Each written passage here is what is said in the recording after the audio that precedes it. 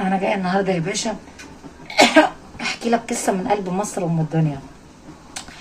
كان في ست كبرانه في السن، عمرها 55 سنه، جوزها مرضان في البيت وهي بتبيع بندوره وبطاطس والحاجات دي عشان تقدر تصرف عليه وتدفع الايجار والكلام ده. ربنا رزقها بواحده ست رمت لها كل الخضار في الشارع. الست دي اسمها شربات عمرها 55 سنة. كانت بتجري عشان على لقمة عيشها على جوزها وتبيع خضار وبندورة وخيار ولوبيا والحاجات وملوخية خضراء والحاجات دي كلها. السلام عليكم ورحمة الله وبركاته. وحشوني الناس اللي بتحب هناء تنزل يا باشا بس تحط لي 1 لايك، كومنت حلو كده، سبسكرايب، وتصلي على سيدنا النبي عليه الصلاة والسلام. لان انت يا باشا لو صليت على حبيبك هينزل يتبارك بيك كده ويحبك. حب سيدنا النبي كده وتصلي عليه، هو اللي هيتشفق لك يوم القيامه. حبيبك سيدنا النبي عليه الصلاه والسلام. عايزين عدد المسلمين نشوفهم. ما تحرقش مع هناء كده وتقعد تتفرج من غير ما تصلي على سيدنا النبي عليه الصلاه والسلام. يا بنت هرم، حياه امك الغاليه لا تصلي على حبيبك. اللهم صل على النبي يا بنت يا هرم. انا عارفه ان انت بتحبني، ولو بتحبني من قلبك انزل حط لي لايك، كومنت حلو كده، سبسكرايب، تقول لي قسما بالله بحبك وانا ورحمه ابويا في تربته بحب كل جمهوري ومتابعيني. طيب ايه الجديد؟ هو اللبن، شوف اللبن فار. يلا مش مهم، انا ما فطرتش الصراحه. حلوه. اعمل كوبايه ايه؟ كوبايه نسكافيه بلاد. بركاتك ياللي عينك راشقه في رزقنا، بخرنا وجبنا الخرزه تقولش سحلنا. مش كنت يا عم معانا وتاكل في عيشنا وملحنا. والله العظيم في عالم وربنا مهما تعمل فيها بيقول لك الواطي واطي. والعالي ايه يا باشا؟ انزل عالي والله.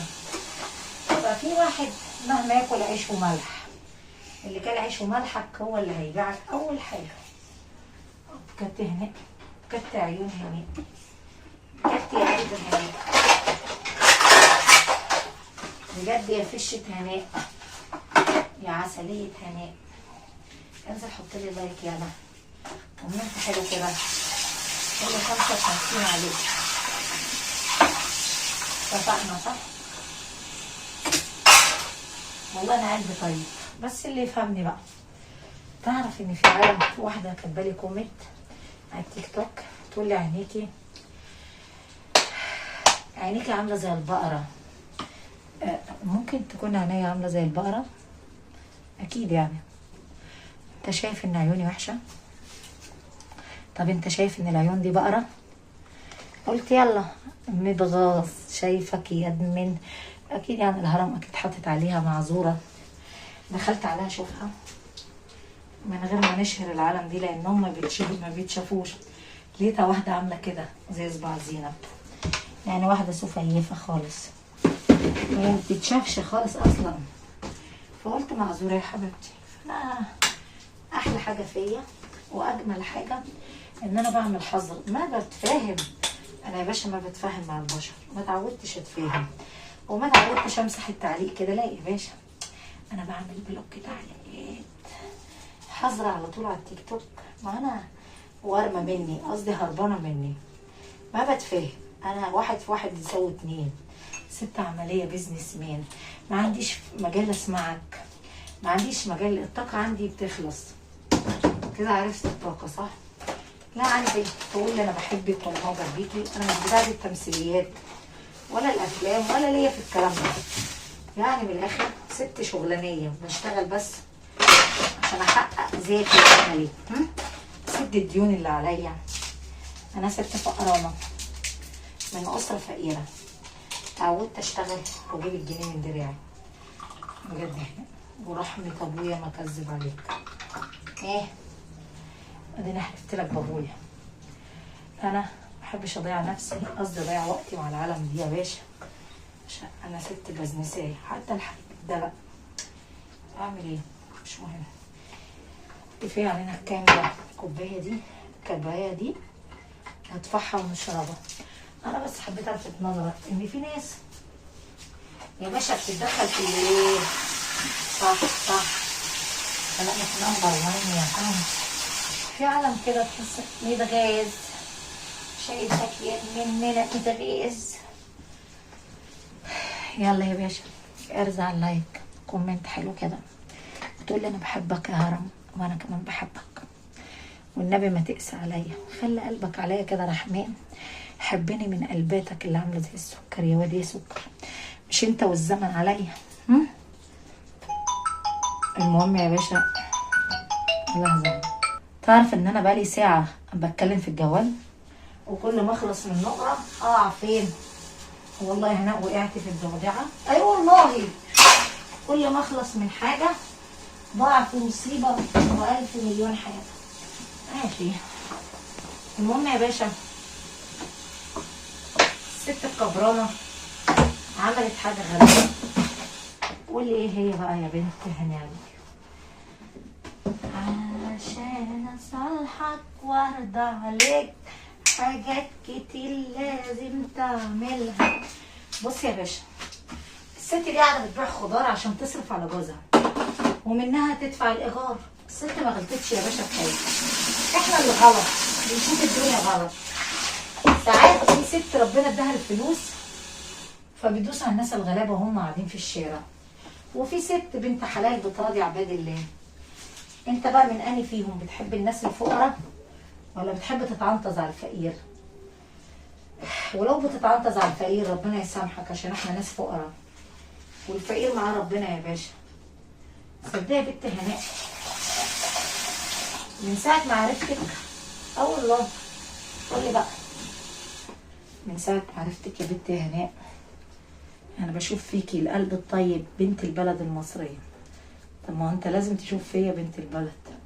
تخيل واحد بيرن عليا بيقول لي انا، واحد اعرفه كويس، بيقول لي انا عايزه اتجوزك، بتحبيني؟ رد انت بقى. انا بحب حد؟ انت بتحبيني هناء؟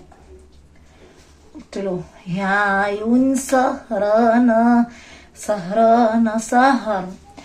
اقول له ايه طيب لو انت مكاني؟ ارد اقول ايه؟ اقول بحبك مش كفايه يا باشا؟ طب اقول لك ايه؟ اقول بعزك مش كفايه؟ طب اقول لك ايه؟ يا خال عليا يابا احب زيك مين؟ ارد اقول ايه؟ لو انت مكاني يا ابن المودمه، واحد بيقول لي في تليفون انا عايزه اتجوزك، بتحبيني؟ انا ما بحب حد عامه، يعني ما بثق في الناس. انا ما بحبش الجواز الصالونات. يعني ايه هناك؟ يعني انا ما ينفعش اتجوز راجل انا مش استريحت له او اعرفه. انا ما بحبش الاسلوب ده على فكره. انا احب اتجوز راجل اكون انا عارفاه شخصيا، اتكلمت معاه. انا في ناس دمها تقيل على قلبي الصراحه، يعني في راجل دمه تقيل ما بقبلوش. يعني انا ما اتجوزتش عشان انا ما استلطفتش حد. ما ينفعش اتجوز. انت بتقولي انا عايزه اتجوزك يا مدام هناء، اقول لك تعالى اتجوزني؟ لا مش الاسلوب ده. انت عايز تتجوزني لازم اكون انا استريحت لك، انت استريحت لي. يعني مثلا جيت لاهلي قعدت معاهم، انا اتكلمت معاك كده، يعني ما تشغل بالك بالجواز. المهم في واحده ست عدت اشترت ب50 جنيه مصري $1 خضار، خدت منها قوطه وحاجات بندوره. المهم ال50 جنيه دي قليله.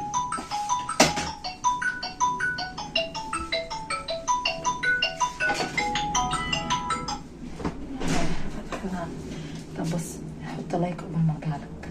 المهم يا باشا الدنيا نفسي التليفون يبعد عني، عشان كده انا لما باجي اشتغل بعمله سايلنت صامت، يعني عشان ما مش عايزه اوجع ايه. والله كلامك صح. يعني يا ترى بقى يا هرم بتكلم مين؟ لا ما تشغل خاطر بكلم مين؟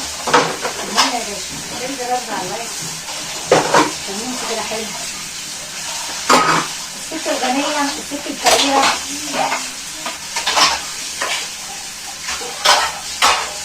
اشترت الخضار من ست اللي هي اللي على الله ده، اللي هي الست العجوزة. عملت فيها بقى تخيل انت، اديتها 50 جنيه القديمة وطلعت من الشغل اخر النهار لقيتها قاعدة ما حبت تتمقلب وتتريق على الناس الغلابة. جابت الخضار فضلت تفعص في الخضار وترمي الخضار. الست تعيط تقول لها حرام عليكي، حرام عليكي يا بنتي، انا انسانة فقيرة وجايبة الخضار ده عشان اكل منه عيش واسد الايجار اللي عليا.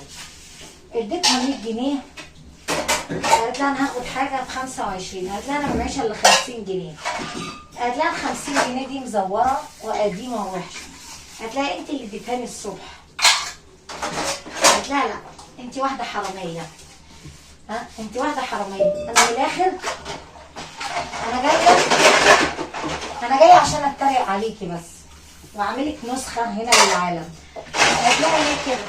حرام عليكي، انا ست فقيره وباكل عيش من ورا البندوره والخضار والحاجات دي. اوعي تنسي ان ربك ما بينامش، ربك منتقم الجبار، ربنا قادر ينتقم منك بمعرفته. الناس بقى اللي واقفه، واحده راكبه عربيه جيب جديده واقفه تشوف المنظر ده وزعلت جدا على اللي البنت يا باشا بتعمله. طب انت ليه بتعملي كده مع الفقير؟ جاوب انت على السؤال. صدق يا بنت هاي، صدق انت يا ابن الفقير مع ربنا. دعيت دعوه كده واستجابت ليا والفلوس جاتني. قلت يا رب يا رب بركه سيدنا النبي سد الدين اللي عليا. انا كان ليا فلوس عند راجل اللي اتصل ده، رن عليا شو اخبارك هناء؟ قلت له شو اخباري؟ مزفته بزفاتها. قال لي مالك يا هناء؟ قلت له متضايقه شويه. قال لي طيب مالك؟ قلت له ما معيش رصيد ولا معايا حاجه ولا فلوس واديني قاعده محبوسه في المكان ده. طب طلباتك؟ قلت له اي شخلله من الاموال اللي عندك يا باشا. قال لي اي شخلله عينيا ليك يا هناء، نشخلل مع بعض. حول لي. قلت له طيب كده طالما حولت لي الواحد يجيب اكله ترم بطنه كده. قال لي ايوه اهم حاجه ترم بطنك. قلت بس انا دعيت دعوه الصبح ياض واستجابت. مين اللي قال لك رن عليا ياض؟ قال لي بقالي كتير يا هناء ما سمعت صوتك، قلت اطمن عليكي. قلت له اكيد حلمت بيا. قال لي طبعا يا هناء شفتك ان انت جوعانه. قلت له يا رب يرزقك ويفتح لك الباب بحق مرضتني يا رب، يا رب يحنن عليك، اديني فلوسي بس انا مش. طب انا هحول لك فلوس زياده. قلت له للاسف انا ما عايزه زياده، انا عايزه الفلوس اللي عندك، فلوسي حقي، انا مش عايزه فلوس زياده، انا محتاجه بس اللي ليا. اتفقنا صح؟ انا استاجرت لك شقه وليه عموله عندك 2000، اديني يا عم 1000 انا فقيره. قال لي حاضر. عرفت انت كده؟ من خد وده يا باشا صان الماي ماله. في ناس نصابه والله العظيم ما بهزر معاك. يعني ايه نصابه هناك؟ يعني والناس حراميين بياخدوا ايه؟ بياخدوا الفلوس من الفلوس. في ناس امينه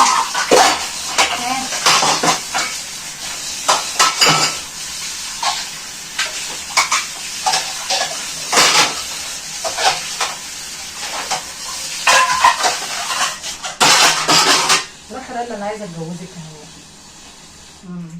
انا بس حول الفلوس وبعدين نفكر في موضوع ايه. شفت انا صراحه ازاي؟ يلا حبيبتي اديني بس اديني فلوس عشان انا فقرانه. اصدق بالله عمري ما حد قلت له اديني فلوس دي ابدا. لو هموت من الجوع طالما بس انا خلاص الدنيا ظلمتني ومش معايا رصيد حتى اتصل اعمل مكالمه جويه. خلي بالك يا باشا ساعات الدنيا بتيجي عليك كده وتقع في ظروف لازم تجرب الناس وتشوفها. ما تقعد طرطور كده وساكت. جرب الناس اللي انت كنت بتقف جنبهم ايام ما كانش معاك، انا اللي كنت واقف معاك. وقول لي رايك في اللي احنا بنهري فيه. حط لي لايك. والله العظيم انا فقيره وست بسيطه بسد الدين اللي عليا، بس كل ما اطلع من نقره اقع تحت السلم في الغباء. الست الغنيه ليه البنت دي بتعمل فيها كده؟ قالت لها مش في حد رباكي، انت انسانه متسوله ومتحله، لو حد رباكي ما تعمليش في ست قد امك كده. قالت لها وانت مالك؟ قالت لها انت انسانه مش كويسه، انت بتتعنطزي بفلوسك. قعدت تبوس راس الست بقى اللي هي معاها العربيه الجيب، بس راس الست الكبيره. قالت لها ما تزعليش، حقك على راسي، انت انسانه محترمه وست كبيره دي بنت منحله يا عيني. وجبرت بخاطرها، لقيت الشوز اللي في رجليها مقطع، فحبت تعوضها واديتها شوز جديد. وقالت للشوفير هات شوز اللي انا لسه شارياه، فاديتها الشوز الجديد لبسته لها. قالت لها يا بنتي انا مش معايا فلوس اشتري. قالت لها لا انا جايباه لحضرتك البسي. وطت على الارض لبست الست اللي هي بتاعت البندوره الشوز بتاعها الجديد، وقعدت تكلمها. قلت لها قولي لي بقى. قالت لها بتقول لي ال 50 جنيه دي مقطعه او مزوره. قالت لها ما ترد عليها، واحده خرفانه ما ترد عليها. ها قولي لي بقى الخضار ده عامل كام؟ قالت لها 200 جنيه. قالت لها حاضر. اوكي، عملت له كده، هات من طابلون السياره الفلوس. جاب لها رزمه ب 10000 جنيه مصري. قالت لها خدي يا حاجه، خدي يا امي، ارجوك يا امي، مش عايزاك تقعد في الشارع في الشمس، مش عايزاك تتعرضي للعالم دي. كل اول شهر هبعت لك الشوفير بتاعي، هيديكي مبلغ تدفعي منه الايجار وتعيشي وادويه وكل حاجه. بعد اذن حضرتك انا خايفه عليكي من الدنيا ديت. قالت لها ربنا يستر. وتعيط الست ويسترك ما يفضحك يا بنتي، يا رب يرزقك يا بنتي ويحنن عليكي، بحق ما انت شايفه الفقير، يا رب ما تفتقري ابدا، يا رب ما تدوقي اللي انا فيه يا بنتي، ولا الدنيا تظلمك ولا تيجي عليكي ولا تتحوجي لحد. يا رب يرزقك يا بنتي ويسترك ما يفضحك، بحق ما وقفت جنبي ما تشوفي يوم وحش في حياتك. قالت لها خلاص انا مش عايزه حاجه من الدنيا، انا كنت عايزه الدعوتين الحلوين دول. رايكم ايه في اللي انا بقوله؟ استاهل كام بقى يا باشا؟ والله انا انت تستاهل الدنيا كلها. ماشي، بحكي لك قصه من قلب مصر. لو انت لقيت ست كبرانه بتبيع خضار وحاسس ان الدنيا ظلمتها ومرميه في الشمس، بتبيع البندوره والفجل والخس كابوتش، انزل راضيها وراعيها. هتيجي يوم عليك وتترمي في الشارع، مش هتلاقي حد يقف جنبك يا باشا. لاني لو انت رضيت الست دي ربنا هيرزقك وهيرضيك في الدنيا وهيرضيك في الاخره. طب جرب واسال عبد من عباد الله، اللي زرعته هتحصده يا باشا. لو انت رضيت ربنا هيبعت لك في يوم من الايام. الدنيا ممكن تفقرك، الدنيا مش دايما لحد. الفقير ممكن يبقى غني والغني يبقى فقير. عشان خاطري راضي تتراضى، راضي عبد من عباد الله. ده ربك اللي بيرزق. الفلوس زي ما اديها لك ممكن ياخدها منك. ادي راضي تتراضى، راضي اسره فقيره، راضي حد مش لاقي ياكل، راضي حد الدنيا جت عليه وظلمته. الست دي كبيره تصرف على جوزها وجات له جلطه وقاعد على كرسي متحرك وما رضيش ترميه. ما رضيتش ترميه، وما عندهاش اولاد يعملوها، ما عندهاش عيل يصرف عليها، ما عندهاش بنت تصرف عليها. زي حالاتي كده، انا الدنيا في يوم من الايام ظلمتني ما اتجوزت راجل ما يسواش ربع جنيه. ظلمتني ما الدنيا ادت لراجل زي ده فلوس خليته يدوس عليا ويطلقني. اول ما مسك كان شغال عندي بيغسل لي المواعين. الدنيا ما بتدي الجعان هو اما الدنيا بتديله فلوس بيدوس على الناس. هو الجعان اما بيشبع بيدوس على الناس ويقول لك انت مش من مستوايا. قال انت واحده فقيره، انت واحده شحاته مش من مستوايا يا باشا. انا عايز واحده تاني، واحده تكون من مستوايا وتعرف ان انا غني ومعايا فلوس. هو ده بقى ايه الجعان يا صاحبي. اوعى تدور على مره تدور عليك عشان فلوسك. هيجي يوم وفلوسك هتخلص. في مثل شعبي بيقول لك ايه، يا واخد القرد على ماله بكره يغور المال ويقعد القرد على حاله. هتيجي يوم وهتسيبك وهتبيعك. انا بعرفك لو عجبتك القصه ما تنساني. ها ما تنساني يا صاحبي، انا زلمه فقرانه ست على الله عايشه بستر ربنا. لوما ستر ربنا ما كانش ده بقى مكاني. ما كنتش انت شفتني دلوقتي يا صاحبي، انت شفتني عشان انا الدنيا ظلمتني وبطلع اصور وبطلع على النت والكلام ده كله. لو كنا اتقابلنا في ظروف غير كده ما كنتش هطلع على النت ولا اعرض نفسي ولا اصور ولا الكلام ده كله. ولو كنت اتجوزت راجل قال انا عايزه اصرف عليكي بالحلال كانش ده بقى حالي يا صاحبي. صدقني اوعى تلومني الناس اللي بتطلع تهاجمني وتعمل رياكت، اوعى تلومني ان انا بصور. لوم الظروف اللي انا وقعت فيها، ولوم الظروف لو انا معايا 3 اولاد كان مين اللي هيصرف عليهم؟ مين؟ قول لي بس جاوب على سؤالي. مين كان هيديني جنيه؟ محدش بيقول لي السلام عليكم يا مسلمه يا موحده بالله، ولا حد بيديني ربع جنيه. كل واحد النهارده بيقول على نفسه، ولا اخ ولا اخت بيسال في حد. هي دي الحقيقه اللي انا عايزه اقولها لك. وانا عمري ما عملت حاجه ولا عصيت ربنا. انا بقول لك الحقيقه. لو انت وقعت دور شوف، لو لقيت حد واقف جنبك يبقى هيقف جنب هناء الاسطوره، مش هتلاقي اخوك ولا اختك هيقفوا جنبك. تقول الست المصريه دي قالت الكلام ده عندها حق. كل واحد بيقول على نفسه. ها، واللي معاه فلوس بيصرف على نفسه، واللي ما معهوش قرش يا صاحبي حرص على فلوسك. سيبك من شهوات الدنيا. قرشك في جيبك صايم سترك وعيبك. ها، مفيش حد هيقف جنبك. مراتك نفسها لو لقيتك ان انت فلست واعلنت افلاسك مش هتديك ربع جنيه يا باشا. يلا يا باشا حط لي لايك وكومنت حلو وسبسكرايب. واللايك مش عليه فلوس. انا زلمه فقرانه بشتغل عشان احقق ذاتي. اوكي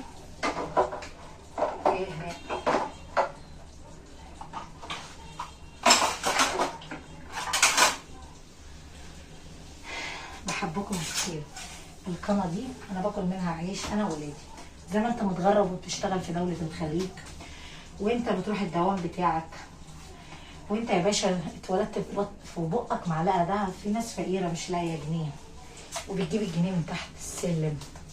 بحبكم كتير ومنتظره تعليقاتكم. انا اسفه ان انا ضايقتكم معايا. بحبكم كتير وعايزه لايك وكومنت حلو.